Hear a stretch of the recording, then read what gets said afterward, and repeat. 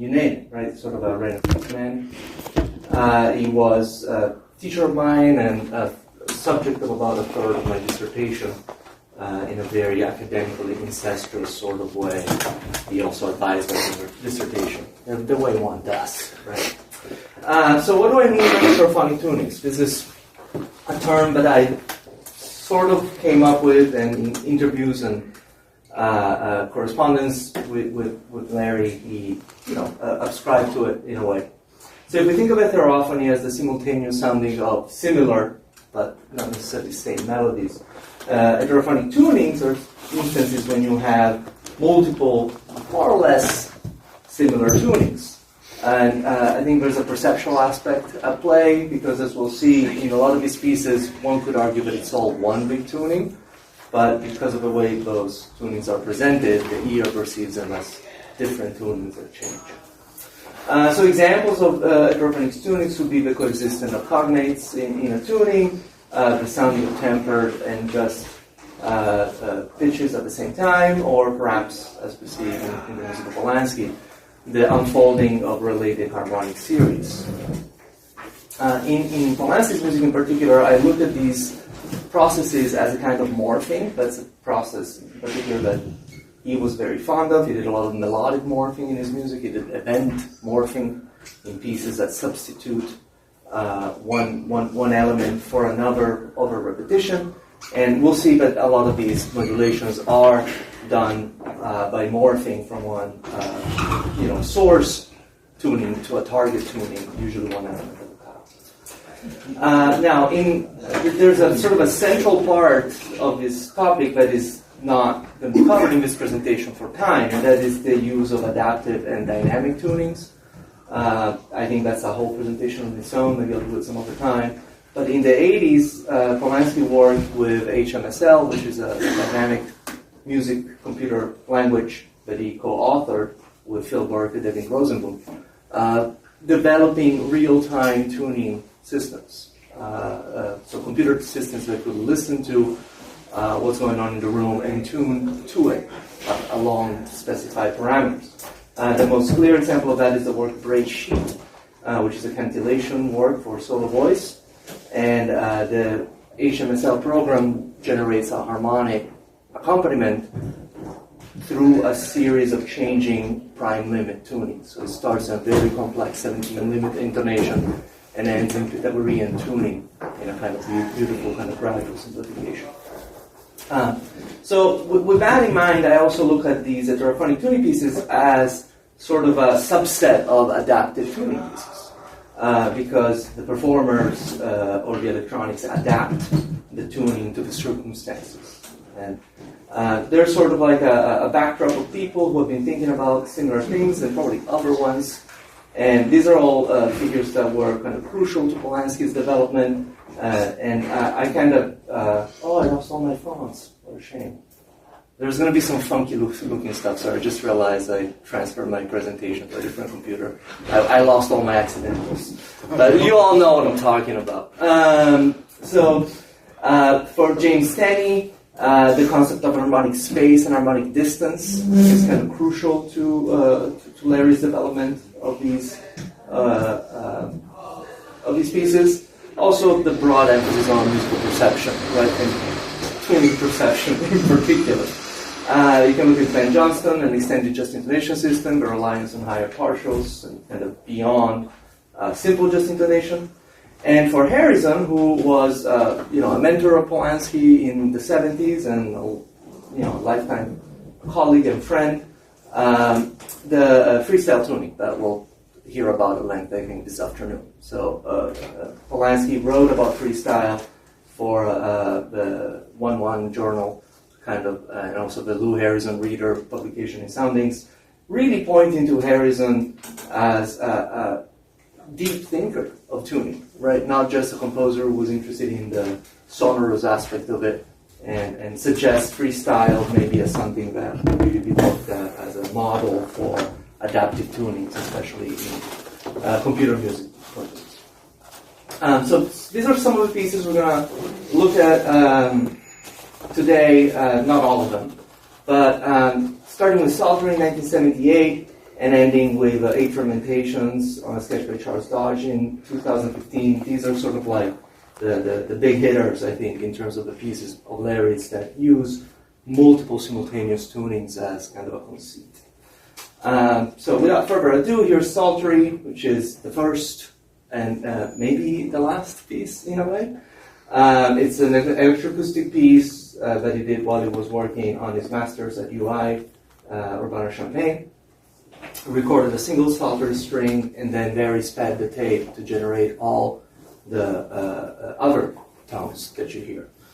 And the idea is that you have a series of modulation arpeggiating sort of like a 4-5-6 just chord. And every series includes up to the 17th harmonic of that fundamental. So 51 harmonics with a lot of shared pitches, right? All the shared pitches from the original series. So with that idea, he actually returned to that idea for a series of pieces, because Psaltery is an electronic piece, but soon after he tried to kind of realize the same idea with live performers. And that's what cello, canon from flute, and flutes do with instrumentalists, sometimes with electronic accompaniment, pre-made electronic accompaniment. Choir for voices, catatonic for viola and tape. Glass, which was recently realized really beautifully by Hunter Collins, if you guys haven't heard that recording from a few years ago, or 51 tune glass. It's kind of a very clear realization of this piece. Then there's a break. If you look at the chronology, that's when I think that focus maybe shifted a little bit to software and real-time adaptive tunings. But the Psaltery concept returns in Horn, which is a piece for horn and computer, and arrangement of choir for soloist in 1997, and finally free horn, which is the piece we heard yesterday. You can really look at free horn as sort of like a simplification, a relaxation of the horn software, and kind of into a framework. We'll talk about it a little bit. So, how do the series build in Psaltery? The Psaltery order that Polansky defines is in prime order with all the octaves, right? So you get the fundamental and all its octaves first, right? I'm not unfolding these together. They do one at a time, right?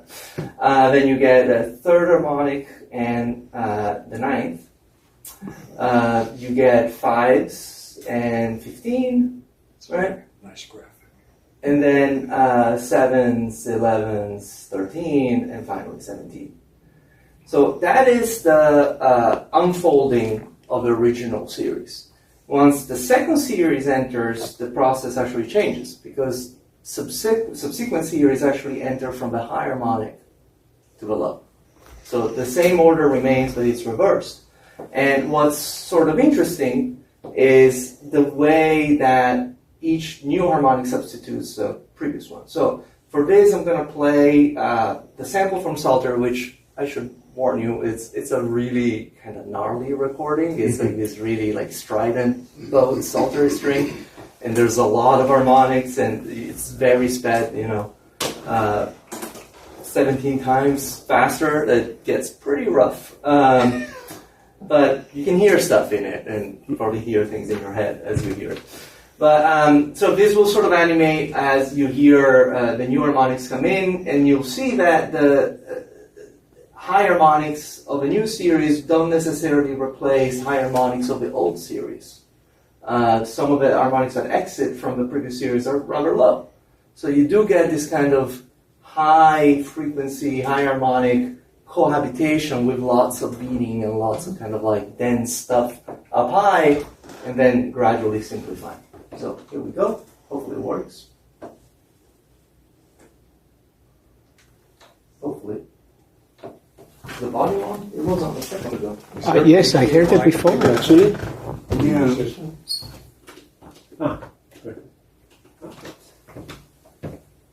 Okay. That's funny, I just tested it and it works. Yes. Yeah. Maybe it's one more click. Hang on a second. So Yep. Thank you.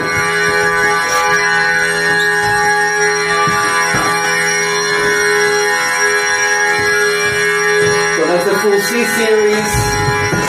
Then you should hear.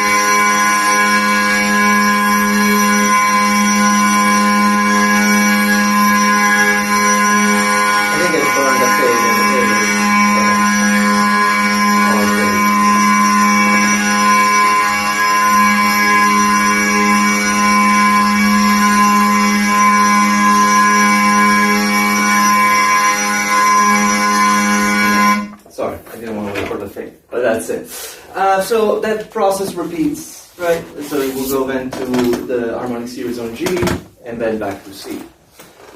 So in the general harmonic space discourse, the piece doesn't really wander that far, right? You just have a modulation up to 5/4 and then moving down to the 3/2 and back to 1. What's perhaps interesting in terms of distance is how far it goes in terms of pitch, right? So the highest harmonic in the piece is the 85th harmonic. But I really think of those almost not so much melodically, but as these kind of spheres around the roots, right? The piece is in six-dimensional harmonic space to the 17th harmonic, but it doesn't really explore other intervals other than harmonic series intervals. So it's this kind of cloud of spectral richness, right, that moves around the main frequency axis. Now, Polansky himself diagrammed the substitutions for psaltery These are what I think he worked out in terms of getting new high pitches. I don't know pointer, but the new high pitches, as you see, replace lower pitches almost always, right? And so what you always get is that the upper reaches of those series really coexist for a long time, which creates all kind of like swirly acoustical goodness down low. And then when you're in the middle of the series, it tends to substitute by close pitches instead, right? So you get this kind of like weird little slips and mistunings and kind of adjustments. And what I think is actually rather brilliant is that the fundamentals were transposed, right? So the harmonic series on 5 is really a harmonic series on 5 to 4, right? And that keeps, I think, the piece all in the same acoustical region and really allows us to perceive these as modulations as opposed to just shifting up the same harmonic series on C. I have a quote here from I think rather informal interview with Paul Dornbush, about the concept of mapping in algorithmic music. And I quote, "My way of working is to come up with fertile ideas and explore them a lot, usually playfully, since that's my nature as a musician. Sometimes I feel like the conceptualist in me is kind of a wholesaler to the musician. One gives the other raw stuff and the other makes music out of it. Sometimes these two are the same person, and that's when the pieces, to me, are the best." So really, psaltery as an idea is something that we see spanning almost 40 years of recursive work, right? And iterative work, one that starts in a fully electronic kind of control studio setting, and then eventually lands into still electronic, but also live and completely open setting in freehorn. So freehorn takes the psaltery order and the psaltery idea and turns it into a JSON app that runs on, in the Java environment and allows the performer to specify the harmonic progression, right? So you determine what you want the roots to go through. This is the psaltery progression. So one, if this was C, I think it is, right? C, E, G, C. But you could actually make it describe any harmonic path you want. I've done it a couple of times. I really think of freehorn as sort of like a psaltery piece, but it doesn't have to be. It can be in any key you want, right? It can be in any harmonic limit you want. It can be as long as you want. And you can actually run multiple instances of the program, as Larry was rather fond of doing, because as a composer who cared a lot about just intonation, what better than have 3 versions of freehorn in 3 mistuned fundamentals going on at the same time to really perceive the purity of the tuning, right? He says sarcastically. So a truly open setting, you can sort of determine also how the process works. So you can either have harmonics replace each other by harmonic number, or by closest pitch, or by, I don't remember the third option. I usually do closest pitch because that's what gives us the funnest kind of moments. So since we're a little tight on time, I was going to do a little like live freehorn like software thing, but we can look at that. You can do it. We have a break for lunch. Well, I can maybe at the end if somebody wants to see it. Okay. Yes. So next in this kind of discourse, I look at it in terms of really taking this concept and applying it to live retuning. I think what happens in the history of these pieces is that obviously the electronic component is often present, but it's not necessary, right? And so there's a number of pieces, and a lot of them featuring guitars, that take the psaltery idea of moving harmonic series and realize it by means of live retuning the instrument. And it seems like a crazy idea in a way, but also it's a very simple idea, right? It's a tuning peg, right? And tuning is perhaps the most fundamentally musical thing we can do. So why not play the tuning pegs when you play the guitar, right? It shouldn't be forbidden, it shouldn't be weird. They're right there. And guitars are resilient and they don't mind being retuned most of the time. You see some very, very early live retuning as a performance device, not a harmonic one, in Getting Rid of the Glue, which is the first acoustic guitar solo by Larry, I think 1978. And then a very famous solo piece, 34 Chords, which is an arrangement of Morton Feldman's Christian Wolff in Cambridge for 8 voices to 6-string guitar. So to get some of those pitches, you have live retuning here, really dramatic drop of a 6-string to first a D flat and then to G, low G, and then at the very end of the piece you have a double live retuning, the first string to B flat, and the 6th string is silently retuned to D flat to get the right pitch. So in 1995, Larry wrote a trio, a 3-movement piece called For Jim, Ben, and Lou. And in the first piece, Preamble, you have sort of an acoustic realization of Psaltery in the context of a fully composed, notated piece, right? So it's not just a harmonic series unfolding, but it's rather there are, written notes and rhythms for guitar, harp, and retuner. The original piece, the rest of the piece of a percussion part, but in Preamble, the percussionist is asked to retune the guitar while the guitar is placed, which I don't know if that's a... Which is a total pain in the ass, because we didn't yeah, I don't know if that's, is that a side grade? Is that lateral move career-wise? I haven't figured it out. I don't think it's a promotion. So here's again, we're going to do the C2E, I apologize. I think I have an E to G somewhere. Maybe not. It's the same sort of modulation. But it's from a recording with Tom Collier, Judith Brock, and Jerome Stevens from the New World Record recording of this piece. A few years after that first performance. Many years. Yeah, many years after. So it's not, don't try it at home, or maybe do. So here we go. One more clip. So that's the F.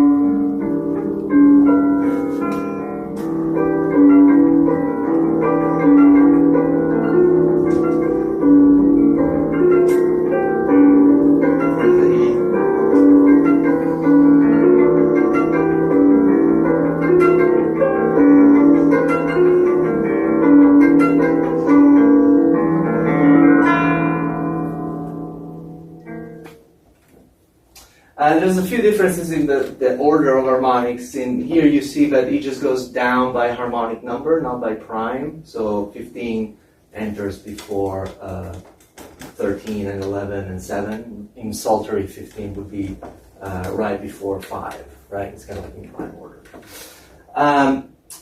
Okay, so the next big piece in that development would be 251. 251 was written in 1997. As I mentioned yesterday, it was premiered by Larry with Nick Didkowski. And here's a picture from 10 years ago at Our Minds in San Francisco with me and Larry.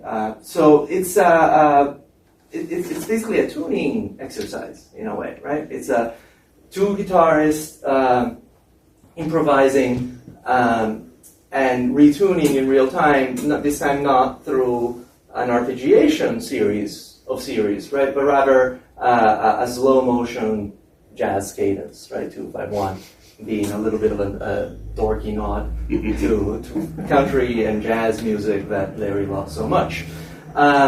So what's interesting to me in 251 compared to those other pieces is that it doesn't start where it ends. Right? So this is a truly an arrival modulation, right? But doesn't tell you, there's no spoilers. You don't know you're in C already, right? And as opposed to in Sultry, you can really make an argument that you're just moving upwards in the harmonic series, not really modulating. Here too, you're just starting upwards in the harmonic series, but I think perceptually you feel like the piece is in D when you start, when you end up in C. Now, the score recommends that, or actually I think prescribes that no string is retuned completely before any other string is retuned. And I don't think Larry ever did that when we played that together. I think that would be nearly impossible.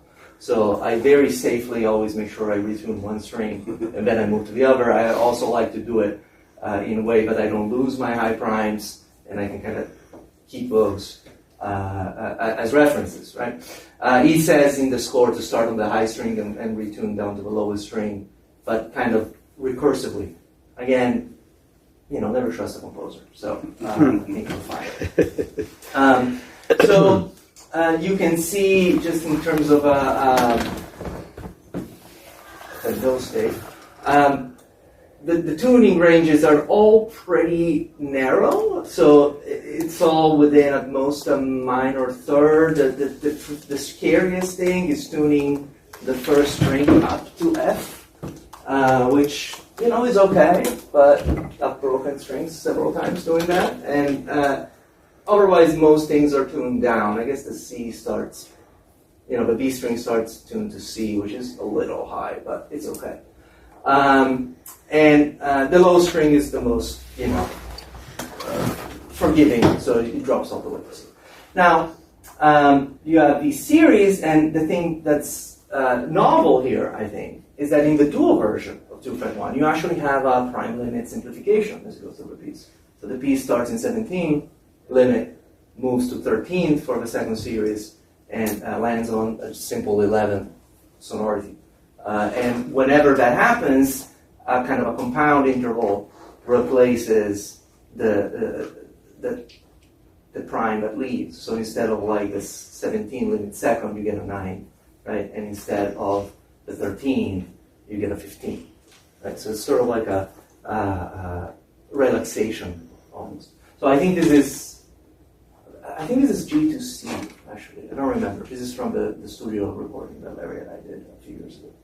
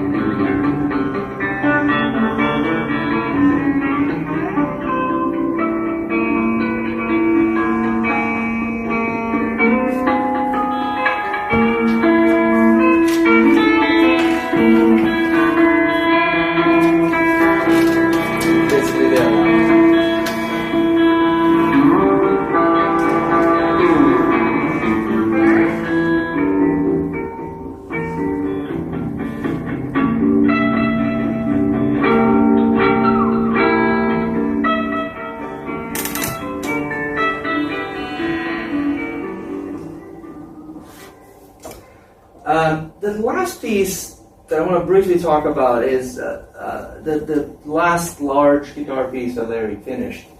And it started as a piece for that Charles Dodge actually was going to write for Larry and me.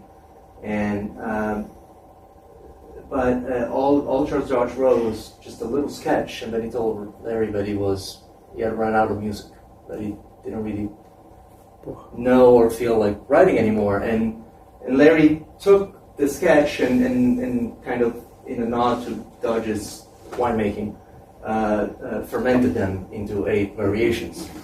And he came up with this really complex tuning scheme, and that's where my accidentals went to shit. I apologize. Those HE accidentals are gone. But you have harmonic numbers to know what that means. So the 2 guitars start in the same tuning. It's a harmonic series on E. And after each movement or variation, 1 string in each guitar is retuned, but the 2 guitars are retuning towards 2 different destinations. So rather than retuning during the pieces, the guitar is retuned between the pieces, and then you inhabit this kind of interim hybrid tuning spaces for the duration of a piece, which is this really perceptually strange experience in that, you know, you're really like slow motioning through the modulation. And you do end up in a very hybrid space. And you have an harmonic series on A, which is the same A that original E came from, right? So it's a 4-3 from the original E. And then the other guitar is tuned to harmonic series on the 11th of that A, right? So you have these sort of like parallel exits, an 11, 8 apart, which is a very gnarly space to be in, but it's also a really beautiful space. So this whole piece was recorded by James Moore and Elliot Simpson, and if you haven't heard it, I highly recommend that recording. It's a beautiful and crazy little kind of like last say on this big topic. So that's what I have. Thank you very much. Look forward to your questions. Thank you very much, Giacomo. Fantastic presentation. And I would like to ask to the group if there are any questions.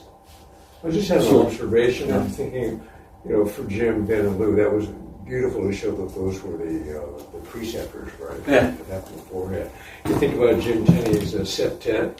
Yeah. You go all the way up to the top, and it stays, and then you come back with a different one. Yeah. And the fact that Larry was able to put them together like this is an extraordinary thing. Yeah. That's a great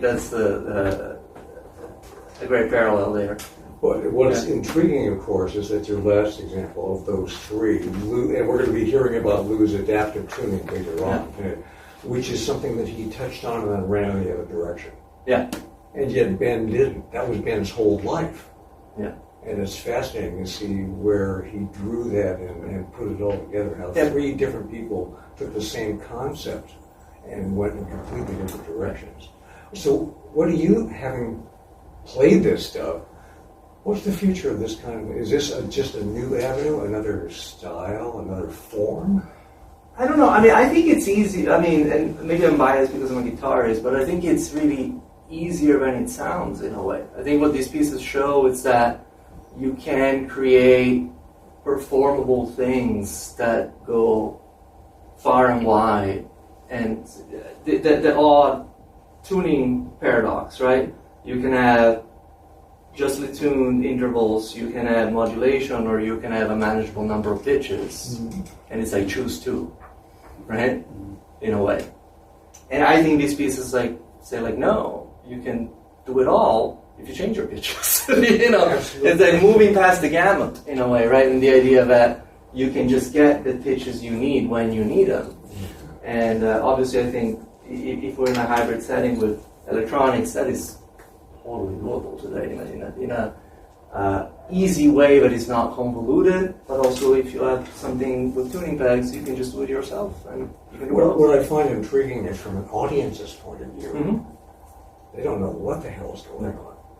But they would if that whole process got sped up. if you could see it happen much more quickly and you could hear it happen more quickly, you would actually connect more.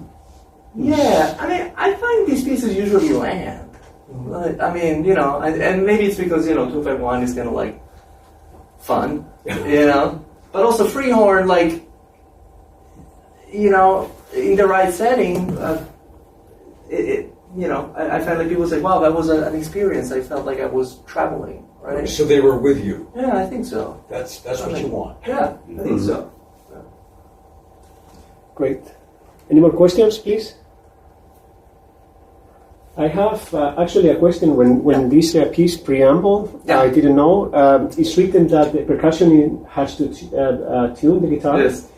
In the performance, a percussionist did it or a guitar player? The percussionist does it because the guitar player needs both hands to play. Yes, but don't you think maybe it's better? I mean, if you play, the best person, I think, in this room, we might all agree, John Schneider. The guitar, yeah. I think would be, in my opinion. That's the problem with that piece, because the percussionist not only has to be a real tuner, but he needs to be in front of the instrument to hear the damn changes. How does he know when he gets to the 11? Because I didn't hear any percussion notes. No, in the first movement there's no percussion. Okay, maybe he's needed, but I think it's such a great idea, actually. I mean, it's something...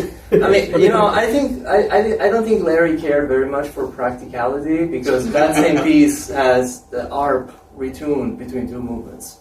So the harp starts in one tuning, and then you take a 40-minute break and retune it completely, wholesale, to a completely different tuning. And he used to get on stage and tell jokes for half an hour. But you're absolutely right. It's a great idea. I mean, he even admitted as much, right? Sometimes I have ideas and I have the performers. Sometimes the best pieces is when they come together. Yes. Sometimes they don't. Or the initial idea. In any way, when practicality is another field, so it's the second level of your creativity. Yeah, this is right. And we need to dream like that. Yes, absolutely. Yes, absolutely. Make it work, right? Ralph, please. Just as a quick follow-up to what we're talking about. Is it easier to teach a percussionist how to play guitar or tune a guitar? I mean, I don't know. I find percussionists to be always up to a challenge. So, you know. Larry kept saying that he saw the tuning part sometimes as being more choreography than anything. That so you could practice and just kind of learn where the tuning peg should be when you're done with that guitar in that tuning. And I think that's how we did it a lot of times. I never could do it like that. So in 34 chords, he would tune by muscle memory and just land exactly where he needs to land, a fourth below the low D. And I'm just like, how the hell do you do that? Like, I'm like, right? But he was like, oh, no, the tuning peg starts here and it ends here. And he can only go there. I'm like, okay. Just a also practical question. Did he ever got interested in what program he will end up with? Because sometimes it's like, nowadays, if you want to tune an instrument, it's like, no, because before I have to play this, and after I have to play that, so you cannot do that in the middle. And I see that sometimes, if you, I don't know, are an accomplished composer or have passed away, people still do that, no matter the difficulties, or in case of a guitar, you can have a second instrument there, but in case of the harp, for example, it's not a practical thing. And sometimes it's, you completely ignore the music because of the practical difficulty, and it's like, I cannot put this piece in between another 5 pieces that's, don't have the guitar to tune. Yeah, I don't think he was concerned with that at all. Knowing him, I think he would be grateful when people figured out a way to do what he asked them. And I think he was very lenient with some things. I think he wrote very hard pieces that are sometimes impossible to play, and he would tell you, play it as close to this as you can. But from the logistics, he would show up at a gig with 6 guitars and an amp and be paid $20 sometimes. So I think he came from a kind of bootstrapping, and if you build it, they will come kind of mentality. Very downtown New York, I think, in a way. And we have, Yeah. 3 minutes, we started late. One very last question. Yeah. You're a very a reference for microtonal guitar. Yes, I consider you at Thank least. you. That's my personal I opinion. appreciate it. And I'm a composer, and then I'm interested in your opinion. Maybe some other composers can think about this. What do you think? Of course, it depends on the material, and I think both options, they have cons and pros and cons.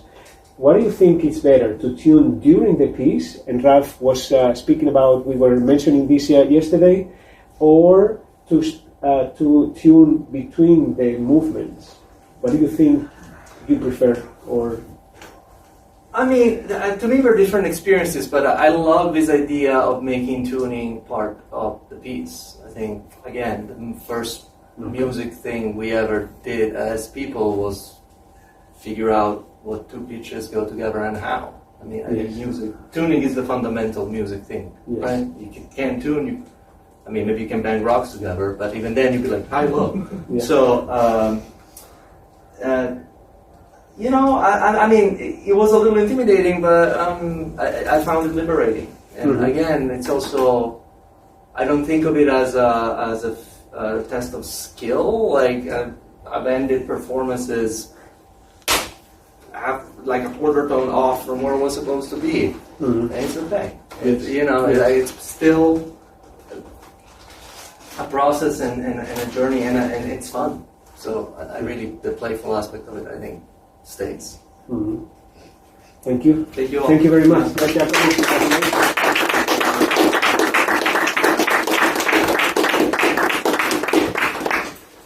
So we continue with the second presentation of this first block today at Sheen Center. He also does a new presentation for most of us. Navid Bargrizan is an assistant professor of music at East Carolina University. Before joining ECU, he taught music history, composition, music theory, musicianship, general humanities, and German language at the University of Florida, Texas A&M University Commerce, Valparaiso University, and Dallas Goethe Center. Between 2001 and 2018, Bargrizan has earned master's and doctoral degrees in musicology, composition, and art history from the Universität Hamburg and the University of Florida. Doctoral advisor, Dr. Silvio dos Santos. His research projects have led to awards such as the one-year Dawe postdoctoral fellowship, several publications in the USA, Canada, Germany, and Austria and Turkey, such as the Journal of the Society for American Music, e-Contact Online Journal for Electroacoustic Music Practices, Systematische Musikwissenschaft, Popular Music Studies Today, Musikbildung Journal of Musicology, and multiple times in Microtonal Village Beautiful series. He has presented his research at more than 40 international conferences, including Society for Music Theory, American Musicological Society, German Studies Association, Society for American Music, and International Association of the Study of Popular Music. Bargrizan's recent instrumental chamber and electroacoustic compositions have resulted in approximately 20 premieres and more than 70 performances of his works in the North America and Europe. Virtuoso musicians and ensembles such as Nonexistent, Steve Stusset, Susan Fancher, Togahan Chogulu, Jonas Frolund, Katarina Ude, Joseph Wagner, Sam Ginger, Boston String Quartet, Bow City Contemporary Ensemble, and Galan Trio have performed and recorded his work. And he was a 2018 Composer in Residence of the Hart Museum of Art in Gainesville, Florida. Bargrizan is a 3-time finalist of the American Prize for Composition, Chamber Music Division 2017, 20, and 23, and his music is published under Navona, Ravello, and Noma labels, as well as by Mahur Institute and Edition Sabal. Please welcome Navid Bargrizan. Thank you. sorry about this long bio, and I realized I was way too long. So I just need to shift the sound, not to yes. interrupt the performance if you give it one. Well, thank you for the introduction, obviously. Thank you for staying after Giacomo's wonderful presentation for mine too. And I'd be glad to answer your questions afterwards. Composers who have used the spectrum of partials to create the microtonal aspects of their acoustic works have barely ascended beyond a particular threshold. In his experiments with partials, microtonalist Ben Johnston pushed the envelope to the 31st and occasionally to the 51st harmonic in the string quartets, while Johnston's mentor and friend Harry Parch remained, for the most part, within an 11 demi-just intonation. Composers James Tenney, Lamont Young, Elian Radig, Ellen Follman, Kathleen Lamb, and Thomas Nicholson have also occasionally activated the interaction between harmonic spectra high in the series. For example, James Tenney's piece composed for a string quartet in 2006, titled Arbor Vitae, begins very high in its spectrum and gradually descends into ever lower partials before finally reascending into upper register. This is at the beginning of the piece, and you can see the same deviations from 12-25 temperaments written above the notes.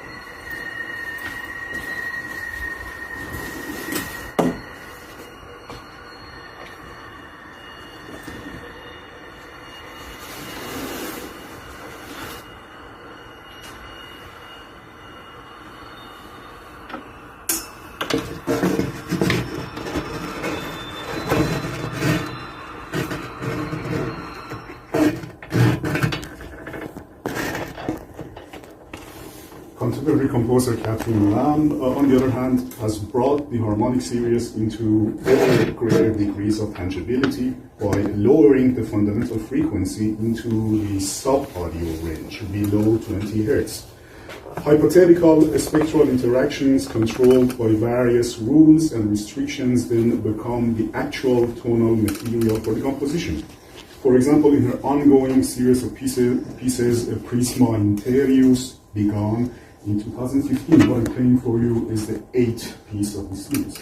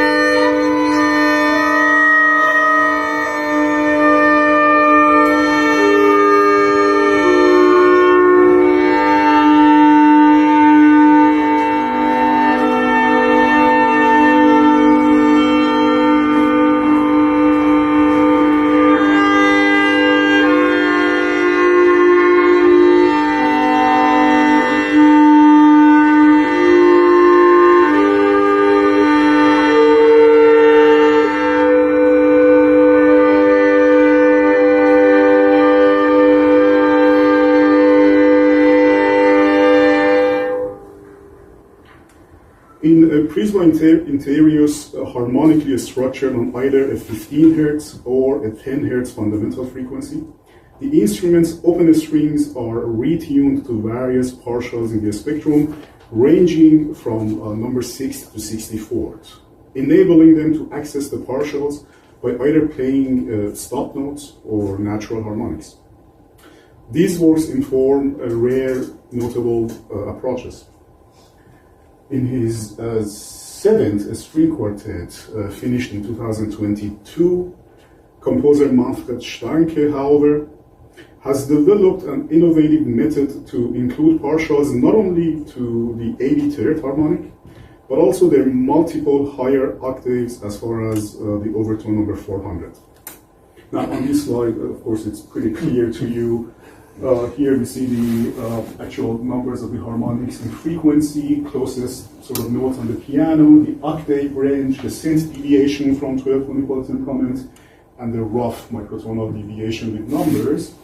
You see up to 11 harmonic as far as Harry Parchman, 31st in blue as far as Ben Johnston for the most part. Then number 64 to Kathleen Lamb goes up to that point, and Manfred Stanke goes up to number 83 basically. But not only that, even multiple octaves of those up to 400. Oh, I calculated all of those and wrote them down. Stanke's seventh string quartet fluctuates between composition and improvisation. The latter, especially in terms of durational aspects. He has noted the notes often in blocks, not arranged in a strictly linear order. Therefore, the quartet's ultimate sound result stays flexible. In this presentation, I will not, however, address the improvisational aspects of the quartet, but rather focus on its pitch, tuning, and intonational aspects.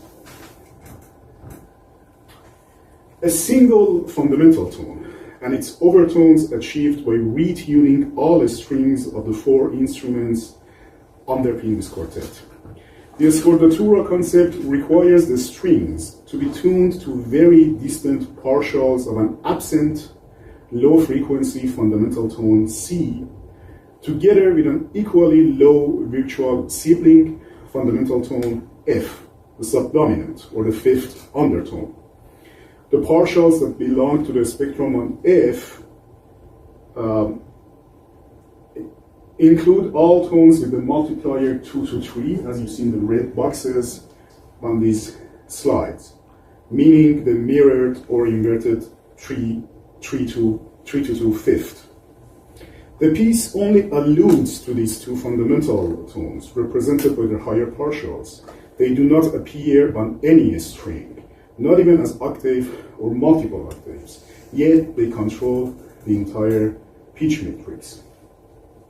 So here again, we have multiplier 2 to 3. It shows that those partials are based on the subdominant or the lower fifth fundamental tone F. In this case, you see the tuning of the strings with the cent deviations from the 12 unequal temperament. Here at the bottom, the string tunings based on the partials of an F fundamental are in red, and the string tunings based on the partials of C fundamental in green, basically. Sorry if that's a little too small on this TV screen.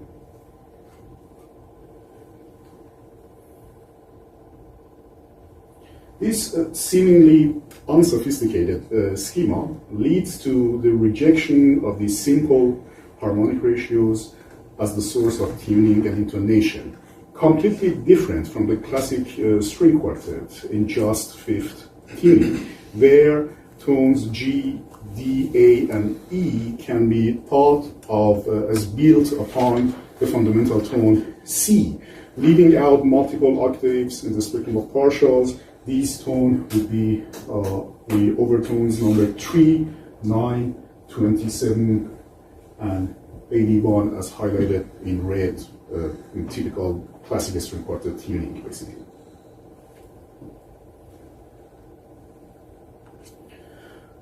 As we know, a bowed string instrument sounds not only in its fundamental tone, but it also includes a kind of high shadow content called the spectrum of partials, which contributes to its timbre. Those are the integer multiples of the fundamental tone. So the octave to the fundamental is partial tone number 2, represented by the octave flageolet fingering of the strings. The partial tone 3 is represented by the 5th flageolet fingerings, which produces the interval of 12th above the fundamental tone. Accordingly, Schlanke's quartet employs up to the partial tone 6, represented by the minor 3rd flageolet fingering, that produces a distant 5th above the fundamental tone. Due to their retuning in this piece, all the open strings and their minor 3rd, major 3rd, 4th, 5th, and octave flageolets build together a sort of a joint high partial tone construction and generate an exotic, unconventional timbral formation. For instance, in this ending section of the piece that consists of a sort of quasi fugue section at the bottom, and on top and at the bottom, the cadence, basically a coda of the piece that's supposed to sound sort of similar to bells, like church bells.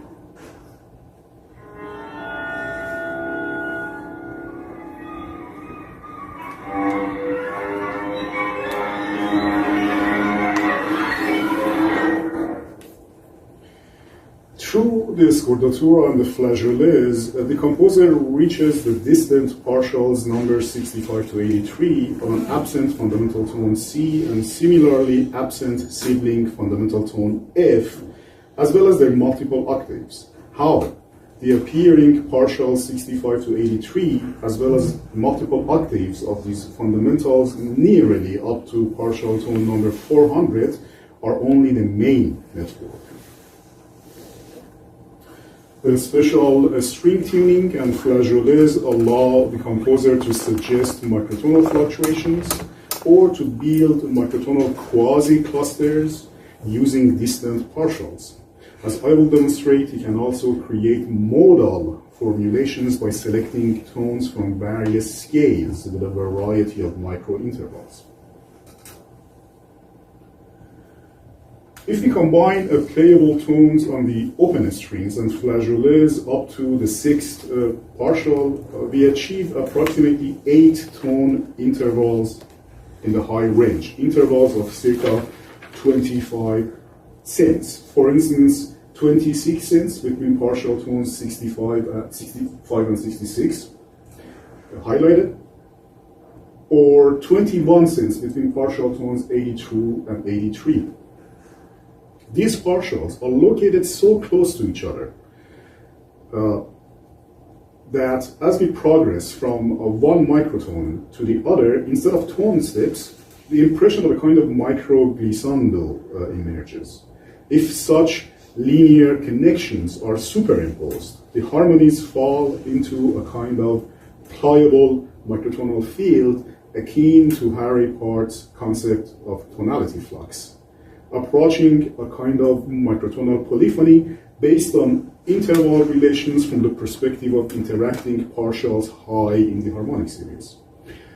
By tonality flux, Parch meant a combination of linear microsteps that add up to form chord progressions. The individual progressions of the voices seem like bent tones rather than steps. Georgi Ligeti also employed this Parchian technique of tonality flux.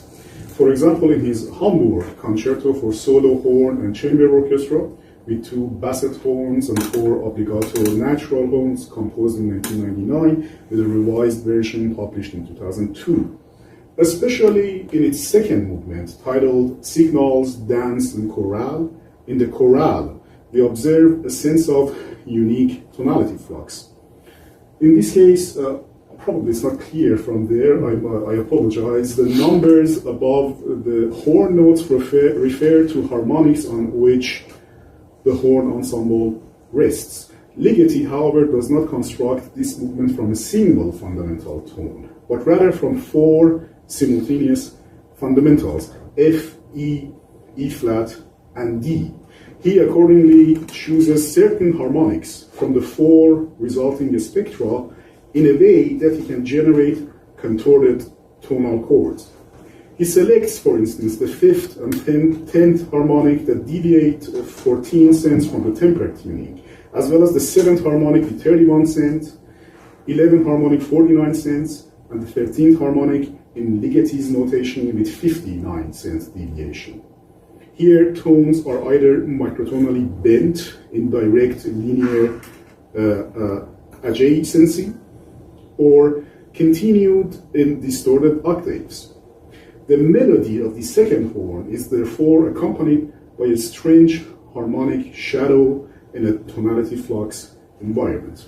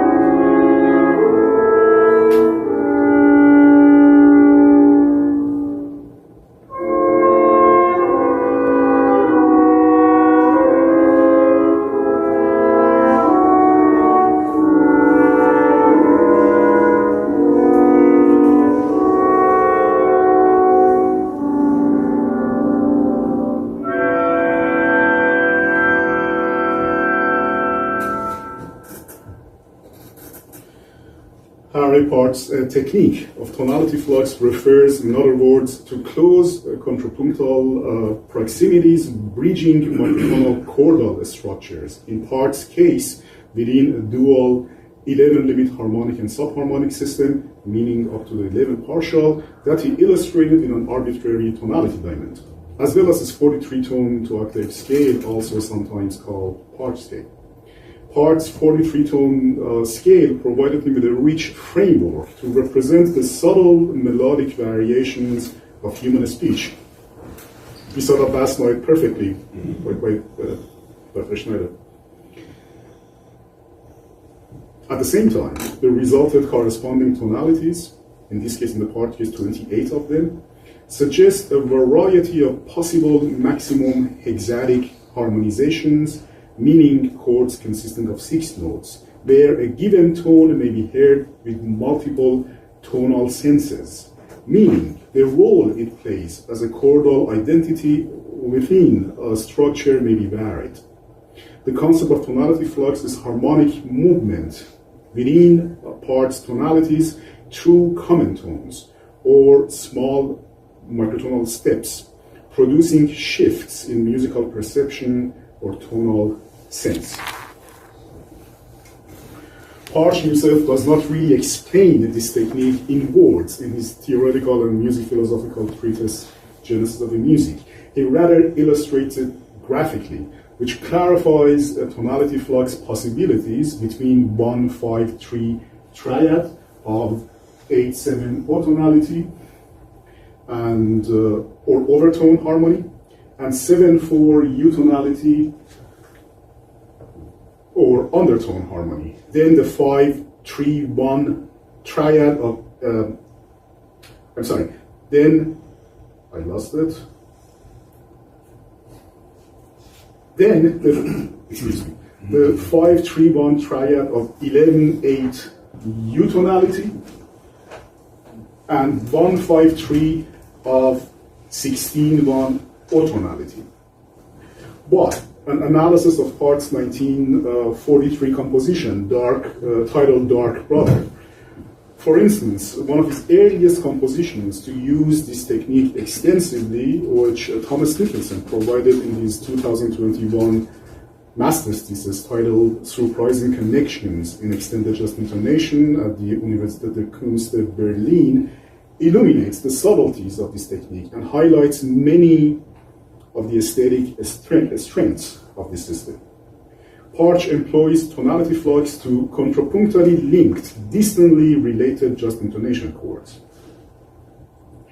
In Dark Brother, a short transitional phrase at the bottom, measure 12 to 13, bridges the introduction with the A section.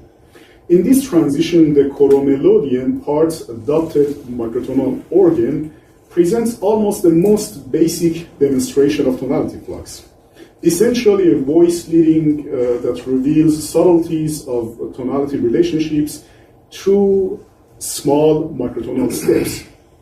The choromelodian's linear layout across a single manual aids and encourages such harmonic movements. Since on average interval, distance on this keyboard is approximately 4 times greater compared to a regular 12-tone tuned keyboard. As such, playing progressions of typical hand-size chords naturally tends toward tonality flux. In this case, a 2-voice counterpoint consisting of inward contrary motion in half notes coalesces on the note A in measure 13. This particular example of elementary tonality flux reoccurs as a structural element later on the work.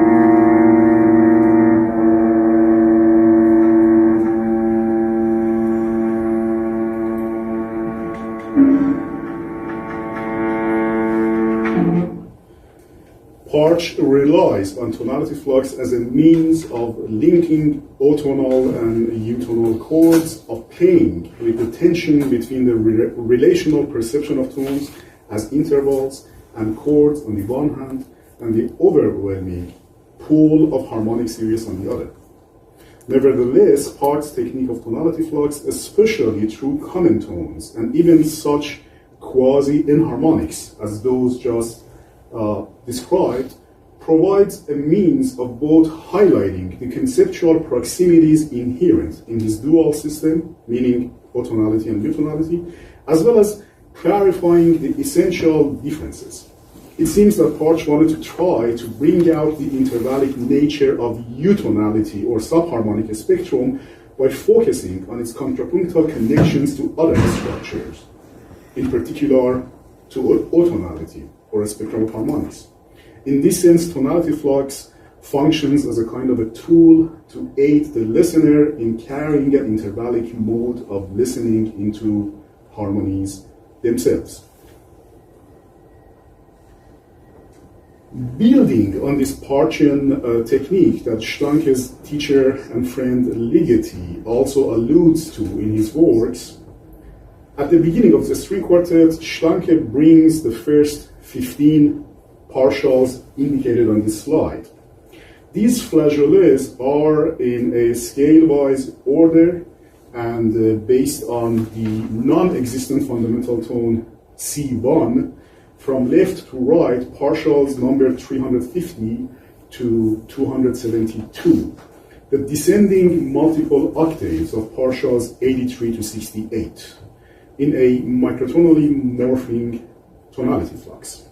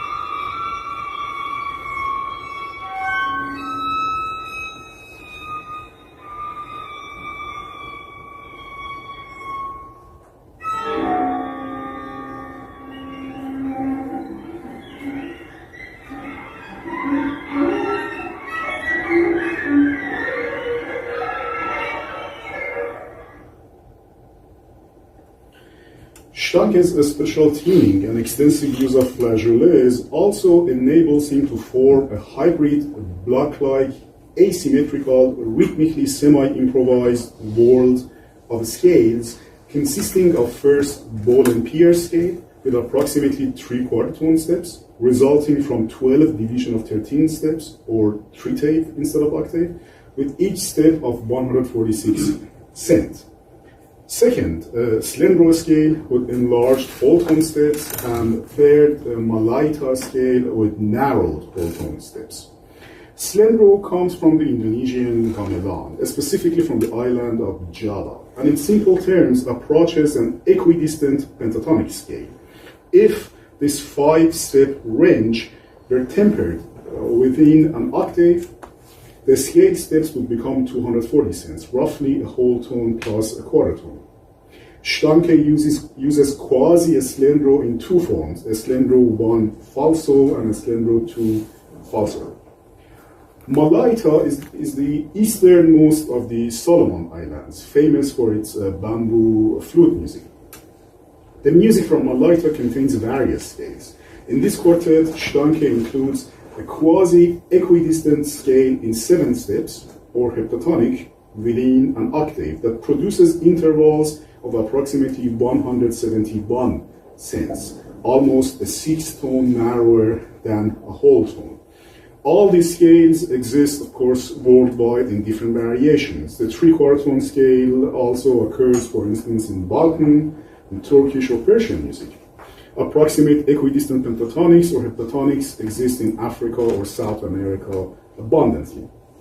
A monophonic line consisting of these scales is distributed across the 4 instruments, as you can see on the right, with previous tones being switched off by the next instrument. This monophonic line leads to rapid quasi-chordal, constantly morphing shapes. There, a sense of tonality flux also materializes. We can define these sound blocks by certain mellow harmonic affinity to the aforementioned scale, albeit in a distorted form, or falso. The appearance of the scales does not take long, and the interpreters determine the length and rhythmical structure. The scales, therefore, become a kind of coloring of time, without in any way forming a melodic space concretely.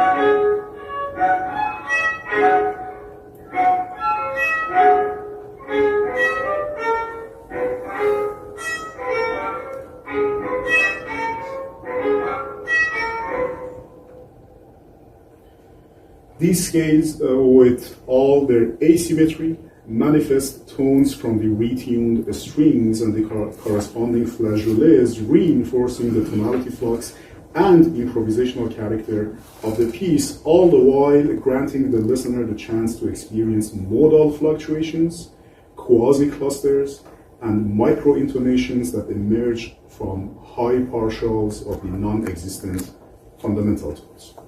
Thank you.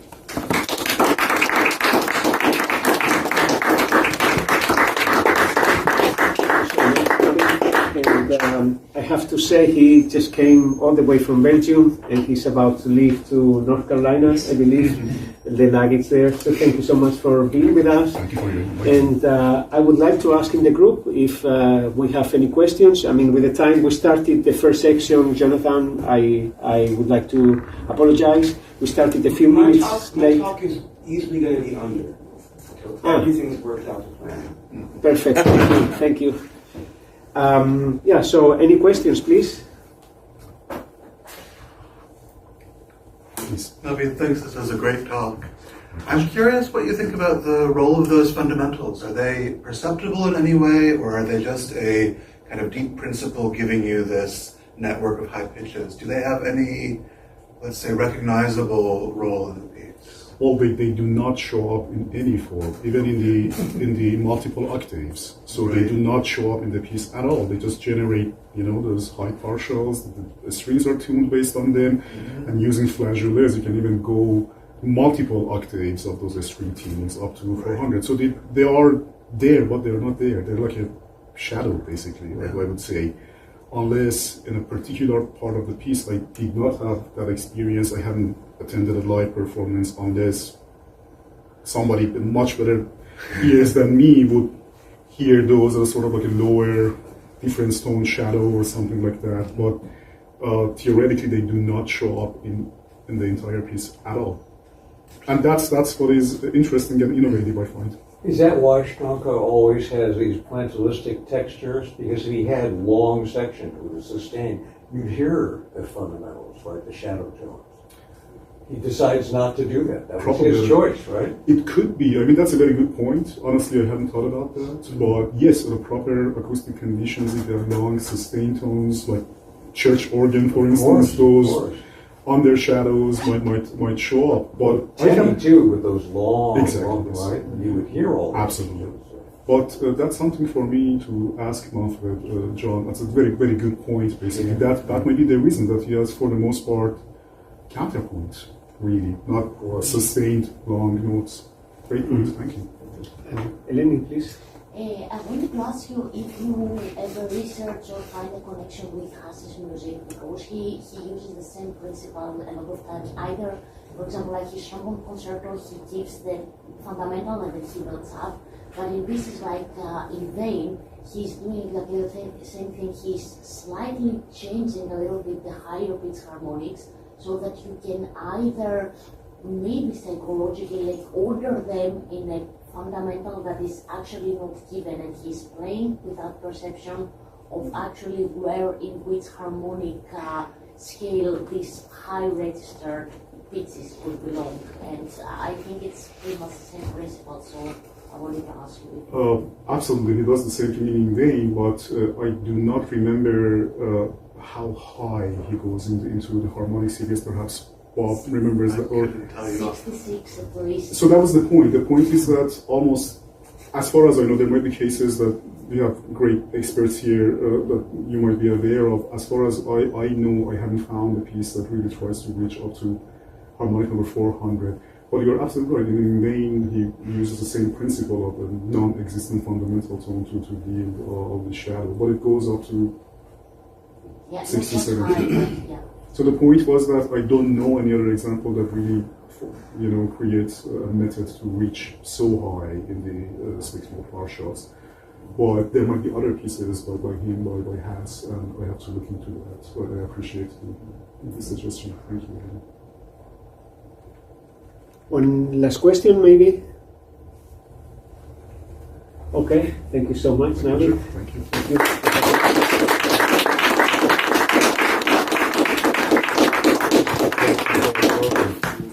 So, dear colleagues, it's a pleasure to continue with the symposium and with the highly innovative and conjured world of the American composer Jonathan Dawe, joins Baroque imaginary with a modern mix cast with dynamic, dramatic flair. Cited for his quirky, fascinating modernist variation on early styles, Time Out, his music involves the recasting of energies and sounds of the past into decisively new expressions through compositional working based upon fractal geometry. Recent pieces and productions have been described as music of such vitality and drama by the New York Times, a break-squealing collision of influence, Boston Globe, a provocative, Time Out.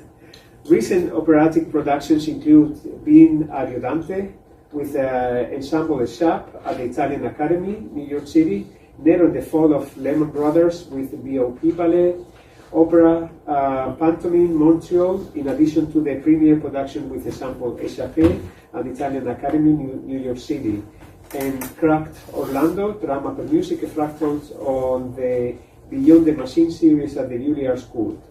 Other recent performances include Ordinary Dust with bass baritone Devon Tynes, Vile Recital Hall, Oraborium, New Juilliard Ensemble at Alice Tully Hall, Labidatorium, thank you, Fifth String Quartet, Risi Quartet, Concerto per Fractals, Dolce e Forte, Fourth String Quartet, Jack Quartet, and the Flowering Arts with the Boston Symphony Orchestra. Dawe is a senior member of doctoral and graduate studies faculty of the Juilliard School. Please, ladies and gentlemen, dear friends, welcome Jonathan. Thank you so much. Thank you. It's a pleasure to be here today, and what I would like to do today is present some ideas about a work that is very much in progress right now, and to that end, my presentation today will follow that spirit and will be very much in progress too.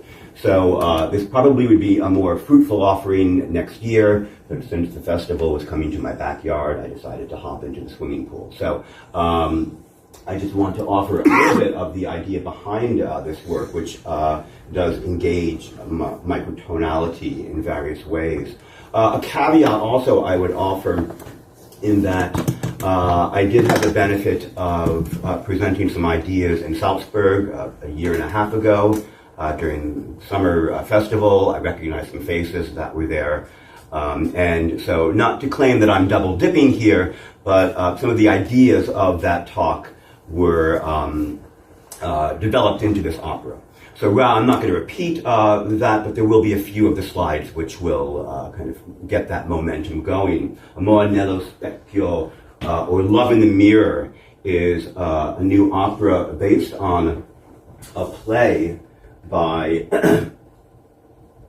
Giovanni Andreini, who is a significant Italian playwright of the mid-high Baroque or mid-Baroque period of the 17th century, and really flourished and was a significant author. He spent a significant amount of time, not just in Italy, but in France and Paris as well, and was very well known at the time, the generation after Shakespeare, and was the son of a very well-known actor. His mother was known for her tremendous beauty and talent, and so he was really part of that whole milieu. And so my idea would be a modern adaptation of that particular work, Love in the Mirror. And this is just a mock poster I put together. Sometimes I think I should just make the opera posters and leave it at that. I did very quickly. I have a knack for it, but then I realized I have to write this damn piece. So anyway, the cast is interesting, and I would claim that one aspect of the story is innovative and would involve the manner in which equal temperament and microtonality work together. So that would be part of the drama, which I will describe in just a moment. With regard to the ensemble, I'm even changing that as I present this to you. You can see down here, it's very small. It's got 2 recorders, a cornetto, 4 guitars or lutes. Most likely it will end up with the guitars being more practical, and a string quartet. And I've been pivoting back and forth with the idea of, for the string component, not having a string quartet, but having 3 violas, and going very Boulez on that idea, or going the other direction and having a piccolo violin down to a double bass to have a full spectrum. I think I see your reaction, so maybe that will be the way I go. Yeah. But you know, a lot of that really has to do sonically with regard to the way these microtones work. And tonight there will be a small fragment from the opera, which probably will not even be in the opera, but it's going to be presented, and it's things that I've been experimenting with regard to these microtones. And I have never dealt with anything musically that really requires, at least from my working, such kind of workshopping, if you will, to make sure these things work, rather than sound either very compelling or just like a hot mess. And so I really need that kind of time to tweak things. Here is the translation of the work, which I've realized is a very loose translation of the story. And here is Andreini right here. The librettist that I'm working with is a fairly well-known author named Jenny McPhee. And Jenny McPhee will be not just working with translations, she's fluent in Italian, but also will be writing a type of English body that will be interpolated into the storyline. And so with regard to that more ancient story, there'll be a more modern twist, which will be interpolated. That's not unlike the thing I did in my second opera, Cracked Orlando, where I had a psychiatrist who is very much engaged in fractal geometry in her own work with patients, where she had these English interpolations that were grown from Fibonacci numbers. So 1 word to 2 words to 2 words to 3, but different orderings that were interpolated into the work in various ways. One thing that's really interesting about this particular play is that it's historic in that for the time period, it really is the first work of the so-called early modern period that deals with a lesbian relationship. And so, and it doesn't do it in a trite way. It really kind of is serious, and for the times and the social norms, it's really quite provocative. And the author is very clever in the way that he is able to have this develop as a real love affair, and then have a denouement at the end of the opera involving the brother of one of the women in the relationship, turns out to be hermaphrodite, and therefore everything kind of is okay. It's one of these, it's okay after all, because I'm really a man. So it's that kind of thing. It is a comedy. And so that's a lot of fodder for her to work with in creating that type of story. The idea that we're working on now is that the microtonality will be the overall texture of the work. But it is based on fragments from the mid-Baroque period, modal or tonal if you wish. So the ear will be aware of that, and that's one of the things I'm interested in when working with microtonality. But when the love aspect of the opera comes into focus, the music will fit into equal temperament. And so when, in a sense, love is pure, then we have the equal temperament at play, and there will be that kind of flux. And I don't mean to give microtonality the bum rap on that, but that's just kind of how the drama will work. In many ways, a microtonality and that represents the part of the drama that's flawed will be just as beautiful. So it just will have those two different conduits, the continuums going on.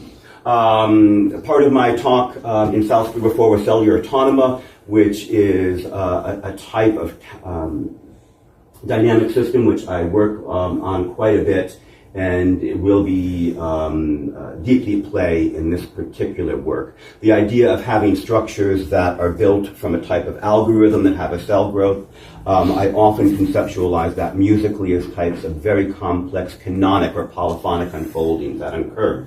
If you imagine having one basic structure and then cells that grow on top of it, you can imagine that's new layers of counterpoint. And how you deal with that temporally can be very interesting in being able to hear the different lines of complexity and how they are self-similar and different at the same time. I have found, and I'm increasingly interested in the idea of microtonality, of microtones being able to really make those types of structures even more audible. And this is what I'm talking about, experimentation. Sometimes it works, sometimes it does nothing but obscure the type of fractal structure. So it really is something that I have to play around with to see what I come up with. Even the work that is on tonight, I'm not entirely comfortable with what's going on, but it's the old world problem where we could use 2 more rehearsals. So maybe that's just the problem at the end. So, it's hard to tell. In the cellular autonoma, and these are some of the slides from the talk before.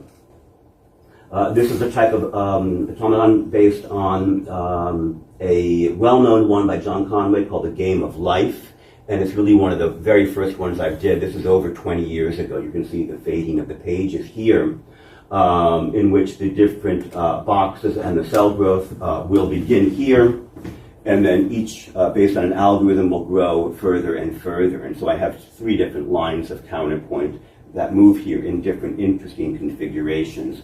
At this time, I didn't belie the metaphor at all that we often think about music running from right to left or left to right and up and down in pitch. So a higher note here, and then the music actually begins this way and unfolds in time this way. There's nothing wrong with that metaphor. I think it's one that we talk about all the time. And even when we hear music, we can't get away from that metaphor that the piece started here and ends over here. I mean, what does that have to do with the dimension of time and how you experience something? Stravinsky talks about that in interesting ways. And just another example of these from a long time ago that will be manifest in this type of music from my modernist, so-called hard as shit period. But you can see the types of realization that will come out of it. Interesting. Increasingly, I've been working with types of cellular autonoma that are pioneered by Stefan Wolfram, who is a mathematician and is very much interested in the application of cellular autonoma and the manifestation of it in the natural world in general. It's not lost upon me that of all of his talking about cellular autonoma, music is the one that really kind of gets shortchanged. Which I think is interesting because I think the applications and the occurrence of it in music is noteworthy. I would mention that when I did meet Benoit Mandelbrot, I was aware of the same situation, that he acknowledged to me that my knowledge of fractal geometry was much more than his knowledge of music, or at least the application of it. So he knew a lot of music, but with regard to the manner in which his ideas could be manifested in music, it was very difficult for him to think about that. And even if I talked about a motive repeating over and over again, or make some kind of connection to Schenker, woo, that kind of jump for him wasn't possible. I remember it was a big premiere in Boston, and he went to the concert and after he said, I really enjoyed your piece, but I didn't hear any fractals, which is interesting, but anyway, Wolfram here, and the idea is that each cell that you have will unfold in various ways based on the disposition before. This is called a lookup table here, or the code in showing how things will unfold. With regard to the manifestation of that, or the realization of that musically, I so often think of each filled-in activated cell here, not so much as a single pitch, but as a strand of music. So if you can imagine that box up there represents, I don't know, like 4 quarter notes. Bum, ba-dum, bum. And then this would be bum, ba-dum, bum, ba-dum, bum, bum, ba-dum, bum, bum, ba-dum, bum, bum, ba-bum, ba-bum, ba-bum, all on top of each other. This particular automaton, which you can see it looks like the Pascal triangle, it's Stravinsky, it's a well-known type of design structure we have here, creates a particular type of groove, if you will, with regard to being here when I was kind of doing my replication of how that might sound with a 4-note motive. Here it looks in the large. Now, one thing that's interesting, and we can see the fractal disposition of this particular shape here, is that for many compositions, I would begin up here and have the counterpoint exude that way, a natural growth of building things up. Increasingly, I've been interested in beginning at a point of complexity and then working to a point of unraveling things. So my opera that I just finished for Opera Montreal, La Tragédie d'Atis, begins with the most complicated type of structure, and as it gets to a kind of dormant or sleep moment, he's sleeping in the middle, is when those fractals become the simplest, and then it builds up complex again. And for this new opera as well, I'll begin at a moment of great complexity, and then it will slowly unravel. Here are just some examples of kind of musical realization. This is from Cracked Orlando. With regard to the different types of automatons you can have in this one-dimensional version, there are actually 155 different types of codes that will have things create different types of patterns. One of the things that's very, let me rephrase that Wolfram is drawn to is the idea of these types of patterns, which, with very basic types of algorithms, interesting chaotic behavior can be created. And so there is increasing speculation that this type of coding, very basic type of encoding, exists in the natural world. And so that's an interesting idea. If he's claiming, well, like, this particular automaton, I mean, some of them clearly make patterns, but other than like Rule 33 are very chaotic indeed, that could be the same type of DNA structure that you find in the patterning and the irregularity in a tree, for example. And that really excites me, the idea of using musical motives and then building them up with the same DNA. So taking a type of well-known tune, or at least a tonal tune, or an atonal tune, and building a type of fractal tree out of it, which is not entirely symmetrical. Here are all of them that we have together. How exciting. This is also from Cracked Orlando, where you see that this fragment here from Orlando Furioso of Handel then is cast into counterpoint. These will occur in different areas of the composition of the opera, and each of these different quotations has a different type of emotional affect, if you will.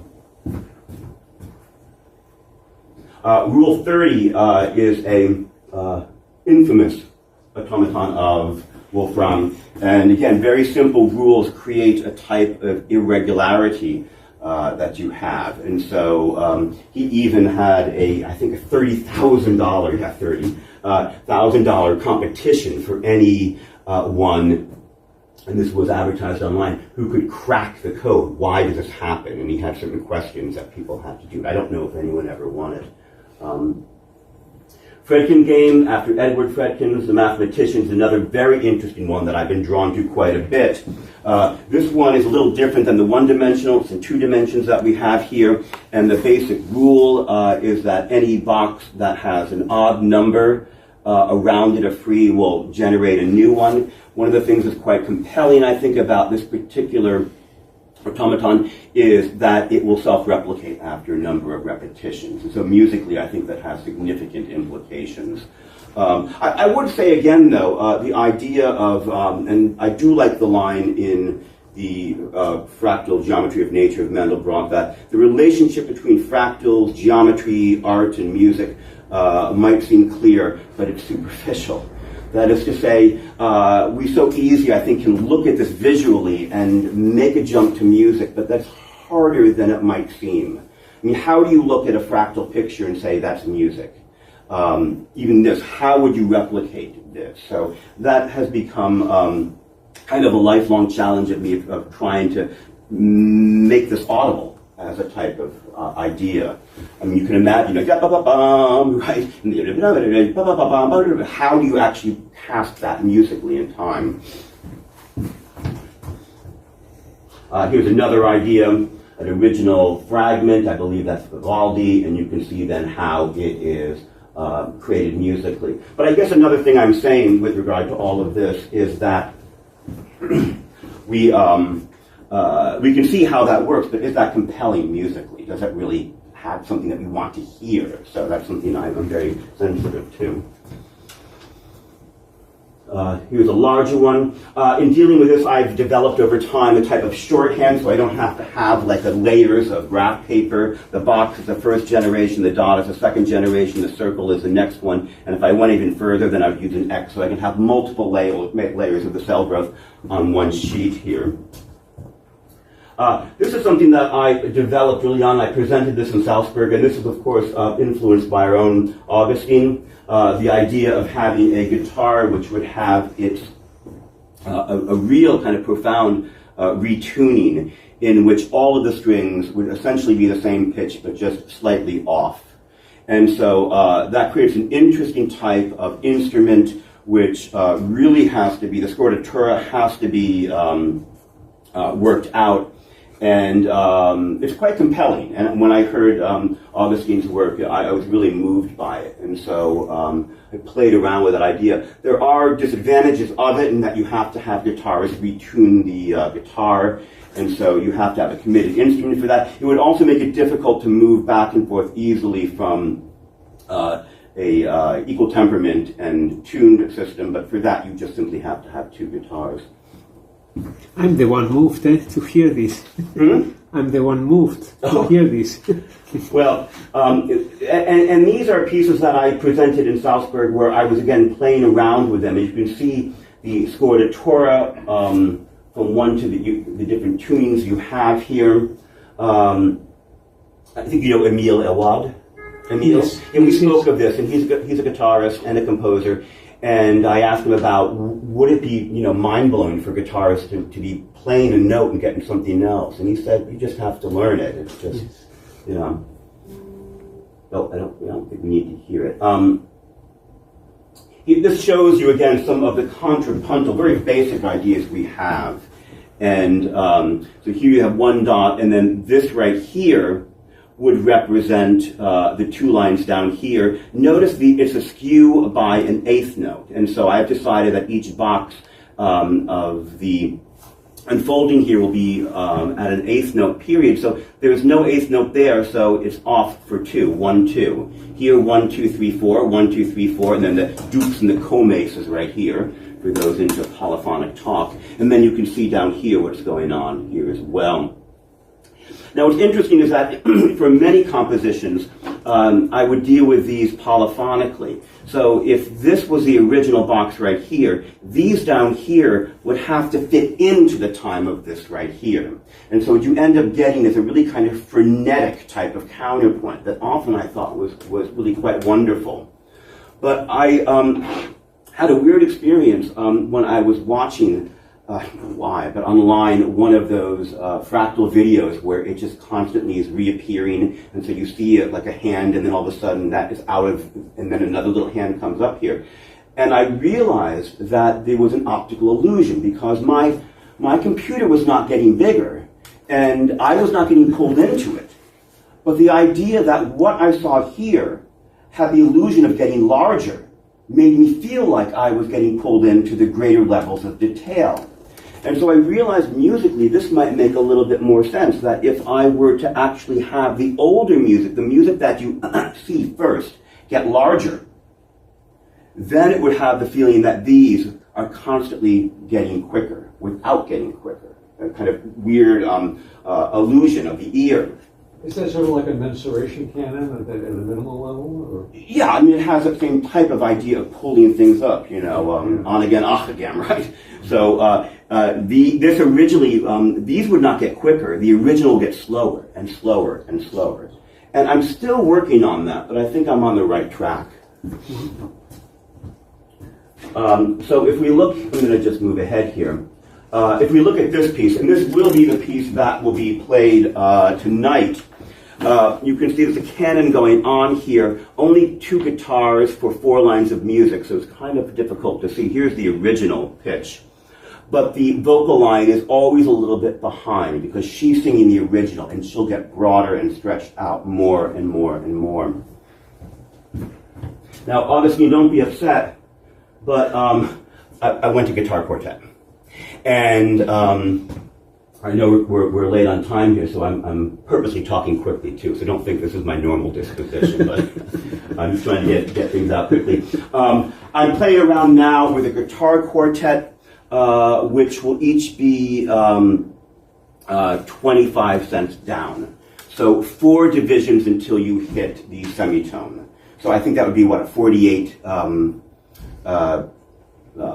notes. Yes. Scale that you would have.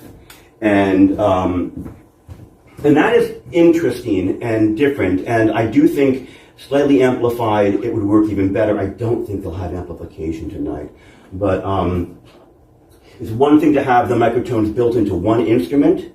To have multiple instruments, it becomes a little bit less convincing, I would say. And so here's just another picture of that.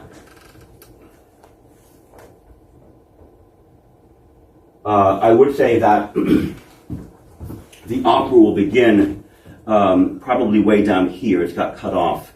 And then each line will move up closer and closer to the top here as well. I had mentioned that, so you're going to have huge, long unfoldings of a counterpoint that unfold. And usually 4 lines on top of each other. In my past opera, that was quite remarkable because what I did is I had one line here which might be 94 boxes long, but the one below it would be 92 and 90 and 88. So I end up with polyrhythms because these all go at the same time of 94 in the time of 90 in the time of a few other ones, right? And you can imagine giving that to a player. No. So it was really an interesting challenge of how do I create a practical situation where I could have these polyrhythms heard. And what I ended up figuring out, and only because of technology, I did it on Sibelius. You could do these large, have a huge measure long. And then what I would do is underneath the measure, and I'll show you in a minute, I would quantize it in a polyphonic line with 30-second notes. Fudge it. And I was amazed that, first of all, even just hearing the pure polyrhythm playing back, you can hear it. You can really hear it. It's a slight flam, and then halfway through you have a cycle where and then boom, all quarter note, all 4 quarter notes, and they slowly go off. And you can hear it. So that, first of all, was encouraging. And then after I fudged it, and then you drop the line, and you drop it in 4/4. Before I do that, I play the polyrhythm, 90 in the time, with my fudged version. Pretty close. It's pretty close. And so at the end of the day, I'll take it. So I'll show you what that looks like here. Here is 90 at the time of 96, 92, and 94. And that's after that I've quantized it all. This is from the opera at Peace. And it begins that way. Polyrhythms are always going on, and then they become simpler here. Here's the quarter notes. There are 64 here, and different polyrhythms here. And then near the midpoint of the opera, when the character falls asleep, you can really hear these types of things occurring and coming into focus. One thing that was asked about the previous talk, about do you hear the fundamental tone? It might be gimmicky, but it made me think, I have 2 works. One is based on a Bach chorale that begins high up. And as each phrase of the chorale comes, it gets lower and lower until you actually get the pitches. It's very interesting because when you hit the actual overtone series, we have such an identifiable connection to that. You can hear it coming into focus. There's a kind of similar thing happening here. And that's kind of it. Mm-hmm. So I did want to play something, but I don't know, and Augustine just ran out. So I don't know his computer here. Hang on. If I may, Jonathan, he told me that if he doesn't come back, he's got a party ticket. We have 5 more minutes. Okay. We have 5 more minutes, so I think rather than playing any music, because we can do, you can Google me later if you're so inclined. We can just do some questions now, I think, and have our break, because I could sure use a cup of coffee. Yeah. Yes? It's not a question, it's just a remark. Julian Carrillo's gifted guitar, you know about it, had the same principle of actually having 20 cents difference between every string to the other, so that you end up the 6th string having a semitone difference from there. Yeah. And I think it's maybe John, it's an early kind of guitar from the early 20th century, so it's, I don't know which is the repertoire that he composed. Wow, right? Yeah. But the principle existing of having actually small variations within semitone. I mean, there is something clearly practical, because when you have it in different guitars, if you do want to do any type of scalar passage, you have to hocket it. And that's tricky, because if it's off, it's off. When it's together, it sounds fantastic, like any kind of hocket. But in a single guitar, you're controlling the whole show there. So I haven't given up that idea yet, but yes, please. I had an idea when you asked this idea of making it audible musically with this concept, and I wonder maybe one direction could be harmonic distance and harmonic space, like Tenny, because that's as close as measurable harmony we have. Mm-hmm. And so maybe applying those concepts to whatever harmonic world you're creating, and then you can map the automata in harmonic space. I'm only half understanding you. What was it when you said harmonic space? What do you mean by that? Tenny in John Cage and the Theory of Harmony proposes a way to actually measure harmony objectively, and we can discuss how objective that is. Right. But when I see the black and white and the grid, I'm like, you could map it out. Yes. It's sort of a step to the right is a 5th up. A step up is a 3rd up. Oh, yeah. Oh, yeah. And then whatever, but you could also then adapt that to whatever Yes. world you want. I have a But piano then, concerto where I've done then something that like automata that. becomes Yeah. all of a sudden like, oh, there's patterns, right? That Yeah. we actually hear. Yeah. I would say that also automata, I've used the boxes to represent larger structures of music that smaller automata are nested into, or larger chunks of music. In that, I kind of gave that up because it started to just sound like Ives to me. But that was how I was doing it. So, anyway. Yes? It's amazing to me just to see those. How can Tom Johnson not come to mind, right? And the fact is, you've taken it at such a granular level. I mean, he made it work because he was in the minimalist. Right, right. But it was all about the form, and the fact that you subsumed that, used it as a technique, is fabulous. No, thank you. Thank you so much. Yeah. Thank you. One concept might be useful for you in terms of your instrumentation. Guitars versus lutes. Okay, how about gambas versus string quartet? Oh. And because you can tweak their frets on both instruments. Terrifies me. Terrifies me because even when they want to, even when they want to be, in mean tone or just or equal, they're struggling. So, guitars are very unique that way because they can tune pretty accurately. And so when I'm watching the four do this with their little tuners, and then they always check with the ear tells you a lot. But I would love gambas, lutes, recorders, and cornetto. I mean, that would be mind-blowing. Maybe for the recording. Yeah, well, maybe after the grant funding, but it would take some time of rehearsal. Yeah. Anyway, yes. I'm just wondering how you go from the geometric pattern to the musical pattern. Is it calculated in terms of pitch, rhythm, or is it more kind of an intuitive response? It's not intuitive. It's not intuitive. I mean, the rhythmic schemes are all part of the patterning. I have different schemes to do that. And I would claim that usually, up until now, the pitches on the grid were mapped on a very basic type of chromatic spectrum pitch space. I have done other types of pitch spaces, but that usually is what I've done. Again, I mentioned some, and this is true with any type of composing. We all know this, that an idea can be fabulous, but sometimes it doesn't really render anything that you really like. I remember studying with Milton Babbitt, and he used to always say, when I said, I've done this, he loved the idea, and I said, well, I don't really like it. And I was always afraid to tell him that, because he was a real objective composer. Well, if you follow your pattern, you should like it, right? But no, he was one of the greatest things I learned from studying with Milton Babbitt is when he said, look, first of all, why don't you like it? And he wouldn't let me off the hook. I really had to learn how to develop a way of really analyzing why I didn't like that, which was a very powerful thing to learn because, I don't know, I just don't like it. No, I couldn't say that. And then if you get to that point, then the final solution is just having technique to fix it. So I think we all know when we compose, don't like it, how to fix it, don't like it, no, yeah, fix it. And we do that. So a lot of times when I'm doing this stuff that looks great on the page, it just renders stuff to me that sounds flat or crappy. And so a lot of it is really figuring out how these things work in a way that I like, and some of it is often just, I don't know why. I don't know why that's it, So intuitive in a way that we all, I think, use. It's art after all, so that it has to kind of be driving one of the concepts. Yeah.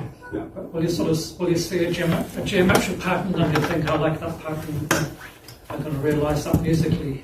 Well, you see, there is a problem again. I'm saying you see an incredible geometric pattern, and you have to be careful not to say, because a pattern, you got it, right? We see differently than we hear. We hear in time and we construe things differently with regard to music. So I've developed a way, I think, when I see a type of pattern, I can appreciate it artistically, visually, but I already know how that can manifest itself musically. And I gotta tell you, I'm really frustrated because I feel I have so much more to do. So each time I finish a piece, I say, I just didn't quite get it. I mean, it's nice, but it's not really what I wanted. I'm still trying to get to that. And I can imagine things, and I guess I just don't have the real right technique in place to do it yet. But that's one of the things that makes us keep going, I think, right? Don't want to keep writing the same piece over and over again. So, anyway. It's good to meet you again. We met, see you again. We met in, yes, we did, yeah. Anyway. Oh, yeah. Excuse me, are we in the question section? Yes. Okay. Yeah. Sorry, there was a little problem with the cembalo for later. Sorry. Okay, so any I think we're good. Or, yeah, so you probably don't need me. So. Yeah. Anyway, thanks so much. Thank you.